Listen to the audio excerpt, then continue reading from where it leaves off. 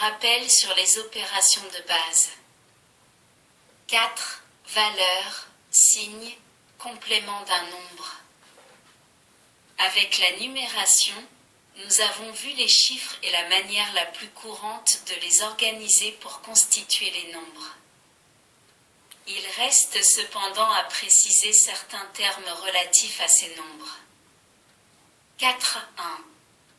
Valeur numérique absolue. La valeur numérique absolue est une des déterminations possibles d'une quantité variable.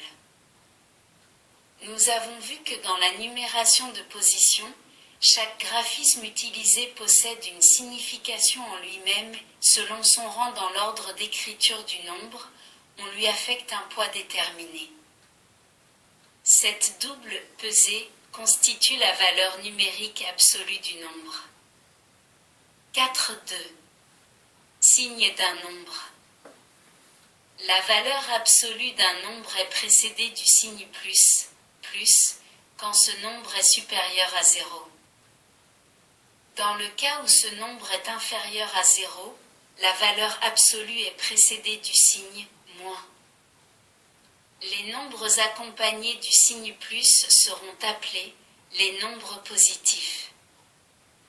Ceux qui sont précédés du signe englobent les nombres négatifs. L'ensemble des nombres positifs et négatifs prend l'appellation d'ensemble des nombres relatifs.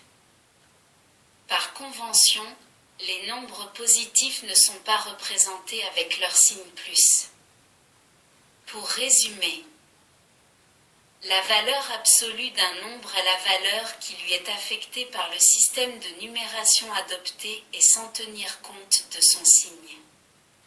Cette valeur est représentée entre deux tirets verticaux, soit un nombre de valeur absolue, 256, soit un nombre positif, plus 256 ou 256, soit un nombre négatif, moins 256.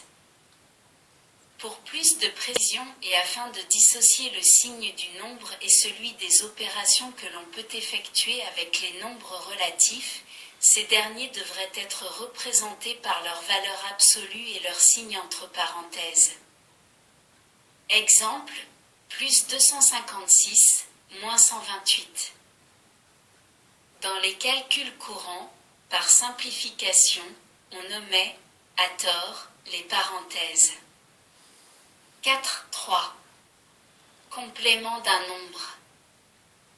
Le complément d'un nombre est le nombre qu'il faut ajouter au premier pour en obtenir un troisième, désigné par avance et servant en quelque sorte de référence. Exemple. Le complément du nombre 75 par rapport à la valeur numérique 87, désigné par avance est 87 moins 75 égale 12. L'importance du complément a une valeur arbitraire, comme dans cet exemple, 87 n'est pas évident, sauf dans le cas de la soustraction. Il existe, par contre, des cas particuliers, comme les compléments à 9 ou à 10, en système décimal, ainsi que les compléments à 1 ou à 2, en système binaire, qui nous serviront pour la réalisation des opérations dans les systèmes numériques, soustraction et division. Évidemment, dans ces systèmes qui utilisent la numération binaire, il s'agit des compléments à 1 et à 2, mais pour une meilleure approche de ce processus, nous commencerons par les compléments dans la numération à base 10. 4.3. 1. Complément à 9. Considérons un nombre, constitué de n chiffres. Le complément à 9 de ce nombre est celui qui est composé de la suite obtenue par la soustraction de chacun de ces n chiffres, du chiffre 9. Exemple. Le complément à 9 du nombre 128 est 999 moins 128 égale 871. 871 est le complément à 9 du nombre 128. Il faut Par conséquent, entendre par complément à 9, le complément de chacun des chiffres composant ce nombre par rapport à 9. Ce vocable est destiné à définir la valeur numérique qu'il faut ajouter à un nombre désigné pour obtenir la puissance immédiatement supérieure à ce nombre, dans la base utilisée, moins l'unité. Exemple. Reprenons le nombre 128. La puissance ou valeur du rang, immédiatement supérieure à ce nombre, dans la base 10 est 10 puissance 3 ou 1000. La puissance supérieure moins l'unité est 1000 moins 1 égale 999. Le complément à cette valeur est 999 moins 128 égale 871. Le complément à 9 présente la particularité suivante. La soustraction des deux termes, 999 et 128, n'engendre aucun emprunt ou retenue dans la colonne de poids supérieur. 4, 3. 2. Complément à 10. Là encore, il s'agit d'un vocable qui est destiné à définir la valeur numérique qu'il faut ajouter à un nombre désigné pour obtenir la puissance immédiatement supérieure à ce nombre, dans la base utilisée. Par conséquent, c'est le complément à 9 auquel on ajoute un. Exemple. Cherchons le complément à 10 du nombre 128. La puissance immédiatement supérieure est 1000, 10 puissance 3. Le complément à 1228 est 1000 moins 128 égale 872. Autre façon. Reprenons le complément à 9 précédemment obtenu et ajoutons 1. 871 plus 1 égale 872. 872 est le complément à 10 de 128. Les figures 11a et 11b représentent les compléments à 9 et à 10 pour les nombres de 1 à 9. 4, 3. 3. Le complément à 1. Il n'est plus question du système décimal mais du système binaire. Le complément à 1 est l'équivalent binaire du complément à 9 décimales. Le chiffre 9 est le dernier symbole graphique utilisé en base 10 avant de passer à la puissance supérieure, ou rang de poids plus élevé. De même, en base 2, le graphisme 1 est le dernier symbole utilisé avant de passer au rang de poids plus élevé. Pour résumer, le complément à 1 d'un nombre binaire est la valeur numérique qu'il faut ajouter à ce nombre pour obtenir la valeur numérique immédiatement inférieure à celle de la puissance supérieure. Exemple. Soit à trouver le complément à 1, 2, 1, 0, 1, 0.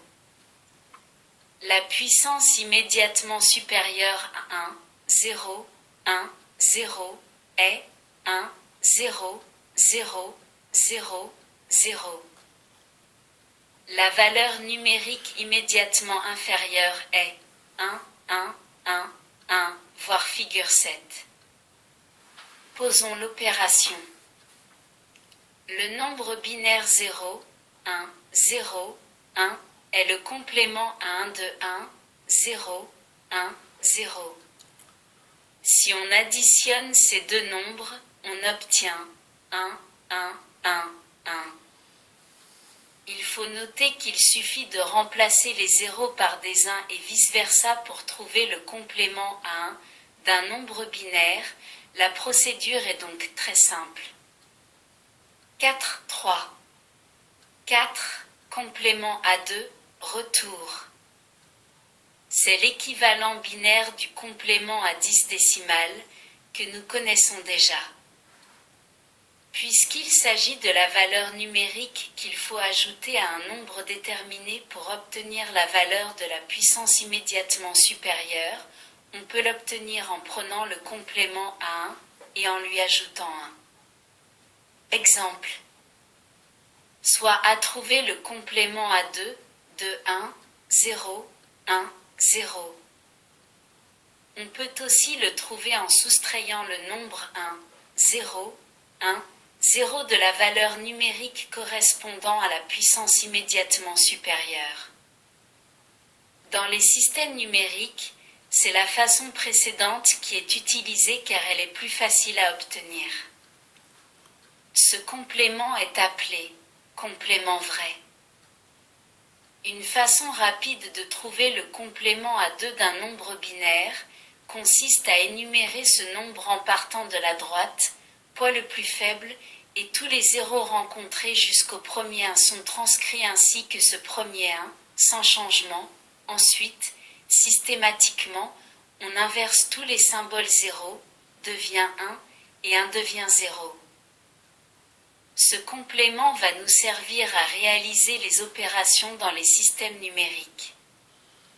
5. Rappel sur les opérations de base. Dans les explications qui concernent les compléments binaires à 1 et à 2, nous avons dû effectuer quelques opérations binaires sans que vous ayez été informés des règles qui les régissent. Ces règles font l'objet du présent chapitre et toujours par souci d'une meilleure approche, nous décrirons ces opérations en système décimal, puis en système binaire. Avant d'aborder ces opérations, il convient de rappeler les règles auxquelles obéissent les signes affectés aux opérations et aux valeurs numériques des nombres. Les opérations de base que l'on est amené à mettre en œuvre dans les systèmes numériques sont la somme ou addition et l'opération inverse qui est la différence ou soustraction. Le produit ou multiplication et l'opération inverse qui est le quotient ou division. L'élévation à une puissance nième et son opération inverse, l'extraction de la racine nième. Lorsque l'on écrit ces opérations qui portent sur des nombres, on doit les distinguer les unes des autres par des symboles conventionnels qui sont les suivants. La somme ou addition, plus. La différence ou soustraction, moins. Le produit ou multiplication, multiplié. Le quotient ou division, divisé. L'élévation de puissance, n puissance n. L'extraction de la racine, racine carrée de 4 égale 2 puisque 2 multiplié par 2 égale 4. Les signes des opérateurs somme et produit ne devront pas être confondus avec ceux employés fréquemment pour les opérations logiques correspondant à l'union et à l'intersection. On emploiera de préférence, pour les opérations logiques, les symboles suivants, pour l'union et pour l'intersection. Les nombres relatifs sont représentés par une valeur numérique absolue associée à un signe positif, plus ou négatif, moins, selon qu'ils sont plus grands ou moins grands que 0. Ce signe relatif, lié à cette valeur absolue, pour ne pas être confondu avec le signe de l'opérateur, est placé, ainsi que la valeur absolue, entre deux parenthèses. Le signe de l'opérateur, placé devant ces parenthèses, peut, selon l'opération, modifier le signe relatif attribué à la valeur numérique absolue de la façon suivante. Si les parenthèses sont précédées du signe de la somme, plus, le signe de la valeur absolue contenue entre ces parenthèses n'est pas modifié. Exemple.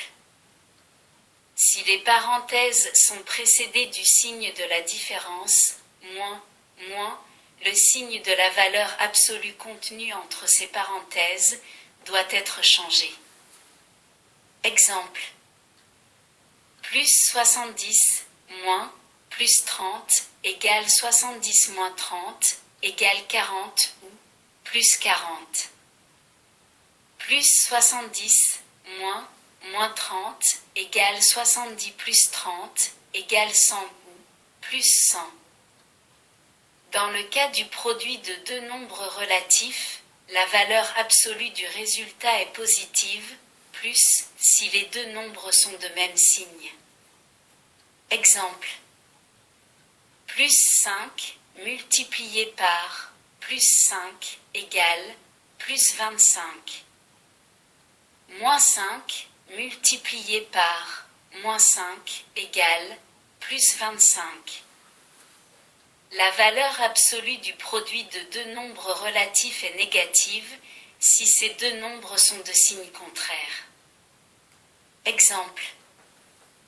Plus 12 multiplié par moins 3 égale moins 36. La valeur absolue du quotient de deux nombres relatifs est positive si les deux nombres sont de même signe. Exemple. Plus 12 divisé par plus 3 égale plus 4. Moins 12 divisé par moins 3 égale plus 4. Le quotient peut aussi se noter de la façon suivante. L'écriture sur une seule ligne avec la barre inclinée, symbole du quotient, est une notation plus commode du point de vue dactylographique. La valeur absolue du quotient de deux nombres relatifs est négative si ces deux nombres sont de signe contraire. Exemple. Plus 12 divisé par moins 3 égale moins 4. Moins 12 divisé par plus 3 égale moins 4. 5,1. Addition décimale. En règle générale, pour l'addition ou pour la soustraction, on inscrit le premier terme, puis en dessous, le ou les termes suivants, en plaçant dans les mêmes colonnes les chiffres affectés à des poids identiques. Pour l'addition, plus de deux termes peuvent être disposés les uns en dessous des autres. Nous additionnerons ensuite les chiffres de la colonne la plus à droite, de poids le plus faible. Dans le système décimal, tout résultat supérieur à 9 génère un report dans la colonne suivante de poids immédiatement supérieur. On additionne ensuite les chiffres alignés dans la seconde colonne, plus le report s'il existe et ainsi de suite jusqu'à la dernière colonne occupée. On positionne, dans le rang de poids supérieur, le report de la dernière colonne, s'il y en a un. La figure 12 représente la table de l'addition décimale. On désigne le premier terme, à gauche des lignes et en caractère gras, puis le second terme, en caractère gras, colonne supérieure. Le résultat est donné dans la case se trouvant à l'intersection de la ligne et de la colonne correspondant au terme choisi. Dans la partie ancien, la somme des termes 1 et 2 impose un report dans la colonne de poids supérieur. Le résultat de cette opération est un total. Exemple, soit à additionner 75 et 46, la figure 13 donne la procédure. La somme ou addition ne se limite pas aux nombres positifs, comme nous l'avons vu au début de ce chapitre, mais à l'ensemble des nombres relatifs. D'une manière générale, elle donne pour résultat la somme des valeurs absolues quand les nombres sont de même signe et la différence s'ils sont de signe contraire. Le signe du résultat est le même que celui des deux nombres qui a la plus grande valeur absolue. Exemple. Plus 75 plus 46 égale plus 121. Plus 75 moins 46 égale moins 29. Moins 70 moins 30 égale moins 100. 5,2. L'addition binaire, retour. Elle s'effectue de la même manière que l'addition décimale. La numération étant à base 2, Tout résultat supérieur à 1 génère un report dans la colonne suivante. La figure 14 représente la table de l'addition binaire. L'utilisation de cette table s'effectue de la même manière que pour celle de l'addition décimale de la figure 12. Dans la partie ancien, la somme des termes 1 et 2 génère un report. On notera la grande simplicité de cette table par rapport à celle de l'addition décimale. Exemple, soit à additionner 13, 10 et 5, 10, l'indice 10 indique, en décimale. Effectuons la transformation de chaque nombre en binaire. 13, 10, 1, 1, 0, 1, 2. 5, 10, 1, 0, 1, 2, l'indice 2 indique que c'est un nombre binaire. La figure 15 montre le processus d'addition de ces deux nombres binaires. On obtient ainsi 1, 0, 0, 1, 0, 2, 18, 10. Les mêmes règles de signes s'appliquent aussi dans le cas des opérations binaires. 5, 3. La soustraction décimale ou différence. Comme pour toute opération, il conviendra de procéder avec ordre. On pose le premier terme, puis on aligne en dessus le second terme en faisant coïncider, dans les colonnes, les poids identiques.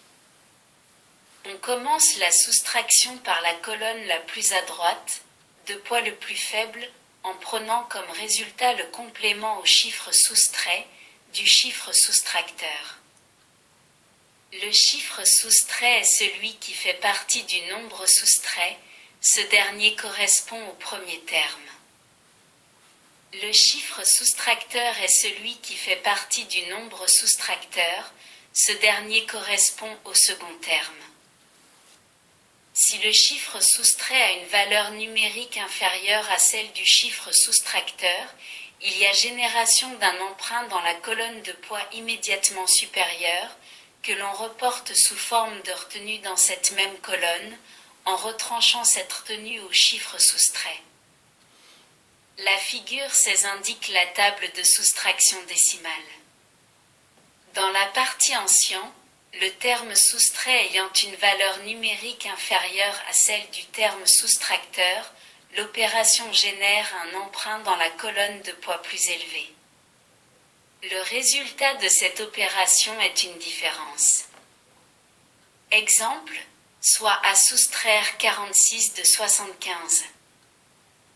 La figure 17 montre le processus de cette soustraction en décimale. En commençant par la colonne de poids le plus faible, on constate, dans cet exemple, que l'on ne peut retrancher un nombre plus grand d'un nombre plus faible. On va devoir pratiquer un emprunt dans la colonne immédiatement supérieure. Ainsi, nous pouvons réaliser la soustraction. Le nombre soustrait n'est plus 5, mais 10 plus 5 soit 15, auquel nous pouvons retrancher 6. La différence est 9. Cet emprunt d'une unité dans la colonne des dizaines, il faut à présent le retrancher dans cette même colonne, sans quoi le nombre soustrait, 75, verrait sa valeur numérique modifiée, elle deviendrait égale à 85.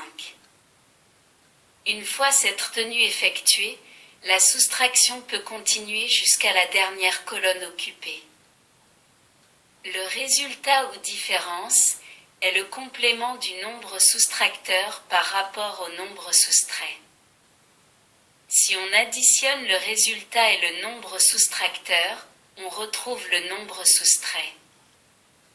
Dans le cas où le nombre soustrait a une valeur numérique plus élevée ou égale au nombre soustracteur, l'opération est possible et le résultat est positif ou nul. Dans le cas où le nombre soustrait a une valeur numérique inférieure, pour effectuer l'opération, on utilise un artifice. Il en existe plusieurs, Le plus simple consiste à inverser les termes. Le nombre soustrait devient soustracteur. Le soustracteur devient le nombre soustrait. Quand on effectue cette inversion, on affecte à la valeur numérique du résultat le signe négatif, moins.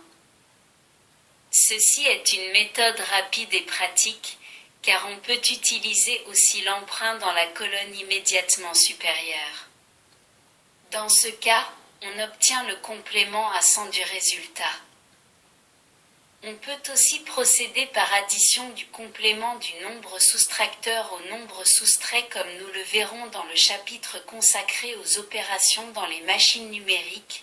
Le terme machine est utilisé ici pour désigner un système travaillant avec des signaux numériques. 5.4. La soustraction binaire. D'une façon générale, les opérations décimales ou binaires obéissent aux mêmes règles. On retranche, dans la colonne de poids le plus faible, le chiffre soustracteur du chiffre soustrait, autrement dit on prend le complément du chiffre soustracteur par rapport au chiffre soustrait. Si le chiffre soustrait a une valeur numérique plus faible que celle du chiffre soustracteur, il y a emprunt au terme soustrait de la colonne de poids immédiatement supérieure. On procède ainsi de colonne en colonne jusqu'à la dernière représentant le poids le plus élevé. De même que pour la soustraction décimale, si le terme soustrait a une valeur numérique plus faible que le terme soustracteur, on inverse les opérateurs et on affecte au résultat le signe moins. La figure 18 représente la table de soustraction binaire. La case ancien correspond à un emprunt au terme soustrait de la colonne de poids immédiatement supérieure. Là encore, on constate une grande simplicité dans cette table par rapport à celle de la soustraction décimale. Exemple, soit à soustraire 5, 10, de 11, 10. Effectuons la transformation en binaire. 11, 10, 1, 0, 1, 1, 2. 5, 10, 1, 0, 1, 2. La figure 19 montre le déroulement de la soustraction binaire. Le résultat est donc 1, 0, 1, 1, moins 1, 0, 1, égale 1, 1, 0. Soit en décimale, 1, 1, 0, 2, 6, 10. L'emprunt généré par l'opération de la colonne de puissance 2 est reporté sous forme de retenue au nombre de la colonne de poids immédiatement supérieure, soit 2 puissance 3. Les mêmes remarques que pour la soustraction décimale peuvent s'appliquer aussi dans ce cas. 5, 5. Le produit ou multiplication décimale. La multiplication est une suite d'additions. Par exemple, si on veut multiplier 15 multiplié par 5, il suffit d'additionner 5 fois le nombre 15 avec lui-même pour obtenir le résultat. Les tables de multiplication sont faites pour nous éviter ces suites d'addition. Le nombre qui représente la quantité que l'on doit multiplier se nomme le multiplicande. Le second terme du produit se nomme le multiplicateur. Ainsi, dans l'exemple précédent, 15 est le multiplicande et 5 le multiplicateur. La figure 20 représente la table de multiplication. La lecture du résultat s'effectue dans la case correspondant à l'intersection de la ligne du multiplicande avec la colonne du multiplicateur. La partie ancien génère un report qui devra être ajouté au produit suivant. Pour effectuer cette opération, on calcule le produit du chiffre occupant le rang le moins élevé du multiplicateur avec chacun des chiffres affectés aux différents poids du multiplicande, en commençant par le poids le plus faible. Lorsque l'un de ces produits génère un report, celui-ci sera additionné au produit suivant. Quand ces produits sont effectués, ils constituent le premier résultat partiel. Le second résultat partiel s'obtient en faisant le produit du second chiffre du multiplicateur avec chacun des chiffres du multiplicand comme précédemment. Ce second résultat partiel sera positionné sous le premier et en le décalant d'un rang vers les poids plus élevés, car il s'agit d'un produit obtenu avec le chiffre du multiplicateur occupant le rang de poids 10 puissance 1. S'il y en a, les autres résultats partiels seront disposés sous les précédents, en respectant le décalage dû au rang du chiffre multiplicateur. Le résultat final sera exprimé en faisant la somme des résultats partiels. Il faut noter qu'il y a autant de résultats partiels qu'il y a de chiffres au multiplicateur. Exemple, soit à multiplier 75 par 406. La figure 21 décrit cette multiplication. Le produit de 0 par un nombre n est égal à 0. Le produit d'un nombre n par 0 n'a pas de sens, mais si l'on applique la commutativité, on se replace dans le cas précédent et le résultat est égal à 0. Le signe du produit est déterminé d'après les règles énoncées au début de ce chapitre, car le produit s'applique au nombre relatif, non seulement au nombre positif comme dans notre exemple. Nous rappelons ci-dessous ces règles qui s'appliquent aussi aux opérations binaires. Un nombre positif multiplié par un nombre positif donne un produit positif. Un nombre négatif multiplié par un nombre négatif donne un produit positif. Un nombre négatif multiplié par un nombre positif donne un produit négatif, l'inverse donne le même résultat quant au signe. 5, 6. Le produit binaire, retour. Du système binaire, basé sur deux éléments, découle une simplification du calcul. Cette simplification est encore plus sensible avec la multiplication. En effet, cette opération ne génère aucun report ni emprunt. La figure 22 représente la table de multiplication binaire. Comme pour le système à base 10, la multiplication par 0 entraîne un résultat égal à 0. La multiplication par 1 entraîne la recopie du multiplicand. La procédure d'obtention du résultat est identique à celle de la multiplication décimale ou pour toute autre multiplication dans un autre système de numération. Exemple, soit à multiplier 11, 10 par 20, 10. Transformons ces deux nombres en binaire. 11, 10, 1, 0, 1, 1, 2. 20, 10, 1, 0, 1, 0, 0, 2. La figure 23 représente cette multiplication binaire. Le résultat de ce produit est donc 110 111 002, ce qui est équivalent au nombre décimal 22 010. 5, 7. La division ou quotient décimal.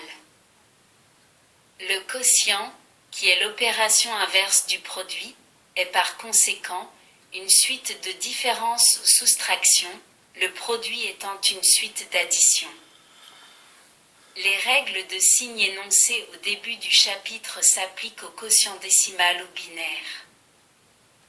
Le quotient est composé d'un nombre à diviser, que l'on nomme le dividende, d'un nombre diviseur, que l'on nomme diviseur. Le nombre de fois que l'on peut soustraire le diviseur du dividende, jusqu'à ce que cela ne soit plus possible, nous donne le quotient. Si la dernière soustraction indique un résultat nul, le quotient est dit entier ou exact. Si au contraire, il y a un reste, le quotient est d'y approcher. Exemple, soit à diviser 75 par 15. La figure 24 expose une méthode possible. Nous pouvons soustraire 5 fois le nombre 15 du nombre 75, par suite, le quotient est 5 et puisque le dernier résultat est nul, le quotient est entier. La multiplication du quotient par le diviseur, ajouté au reste s'il existe, redonne le dividende. La procédure d'obtention du résultat, dans la pratique, ne s'effectue pas selon cette méthode de soustraction successive qui est trop longue. De ce fait, cette opération est un peu plus délicate que les autres. On commence par chercher combien de fois le diviseur est contenu entièrement dans le nombre constitué par le ou les chiffres occupant les rangs de poids les plus élevés du dividende. Ce nombre constitue le premier dividende partiel. Le nombre de fois que le diviseur est contenu dans ce premier diviseur partiel constitue le premier chiffre affecté au poids le plus élevé du quotient. On soustrait ensuite le produit du diviseur par ce quotient partiel, du premier dividende partiel et cette différence, plus grande ou égale à 0, constitue, avec le chiffre occupant le poids suivant du dividende, le second dividende partiel. On cherche, à nouveau, combien de fois le diviseur est contenu dans ce second dividende partiel et le produit du diviseur par le second quotient lui est soustrait. On effectue ces opérations jusqu'à ce que le dividende ne possède plus de chiffres significatifs. Si la dernière différence est égale à 0, le quotient est dit exact, le dividende est un multiple entier du diviseur. S'il n'en est pas ainsi, le quotient est dit approché et la division comporte un reste. Exemple, soit à diviser 405 par 3. Pour plus de facilité, on peut disposer l'opération de la façon suivante. La figure 25 donne la procédure adoptée pour effectuer cette division. Nous sommes en présence d'un quotient exact, 135, la dernière différence étant égale à 0. Le nombre 405 est un multiple de 3. Cette procédure implique deux opérations. La multiplication. La soustraction. Ces opérations sont décrites au chapitre 5.5 et 5.3 ainsi que les tables correspondantes. Ces opérations sont plus faciles à effectuer qu'à énumérer, car nous avons acquis des automatismes. Il n'est pas question de remettre en cause ces automatismes, mais ils font parfois oublier les processus élémentaires que nous utilisons pour des tâches fréquentes. En les rappelant, la similitude entre les opérations décimales et binaires apparaît mieux et les procédures utilisées dans les machines numériques vous paraîtront plus familières. 5.8. Le quotient binaire. Le cheminement en vue de l'obtention du résultat est identique à celui de la division décimale. Par conséquent, nous allons passer à un exemple. La procédure pratique implique deux opérations. La multiplication ou produit. La soustraction ou différence. Ces opérations nous sont familières, leurs tables sont représentées dans les figures 22 et 18. Soit à diviser 1, 0, 1, 0, 1, 2, 21, 10, par 1,1, 2, 3, 10. La figure 26 représente la procédure utilisée qui est tout à fait analogue à la méthode employée en décimale. La division s'arrête là, car le reste est égal à 0 et il n'y a plus de chiffres, au dividende, à combiner avec le reste. Le résultat de la division est donc 1, 1, 1, 2, soit 7, 10.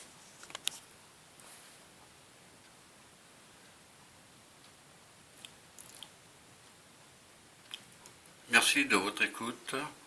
À bientôt.